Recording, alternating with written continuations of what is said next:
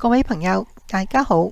已經立咗秋啦，咁天氣就越嚟越乾燥，開始降溫，所以好容易咳嗽噶啦。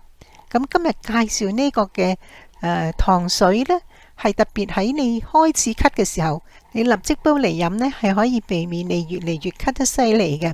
咁呢個嘅係一位國醫盧志正嘅介紹。咁個材料呢，就要款冬花15克。銀耳或者雪耳呢，就係5克，雪梨1個，冰糖係適量少少就得噶啦。水呢就3碗半。做法呢，款冬花呢就要沖洗，然後呢用個茶包袋袋好佢。雪耳呢就要浸開佢啦，然後剪咗啲硬塊之後呢，撕開佢碎啲，沖洗乾淨備用。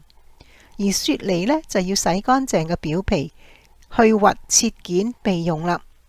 所有材料準備好呢，就將啲水煲滾3碗半嘅水，然後呢加入呢個嘅款冬花茶包、雪梨、雪耳同少許冰糖一齊煲，再滾之後呢，收慢啲咁多個火，就再煲多45分鐘，咁就可以服用噶啦。你將個款冬花茶包拎個出嚟唔要，然後呢就飲咗啲湯，食埋啲湯渣。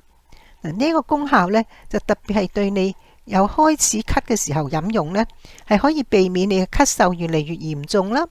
同時呢，對啲長期有喘咳啊，或者痰咳或者係慢性支氣管炎嘅呢，都有調養嘅作用嘅。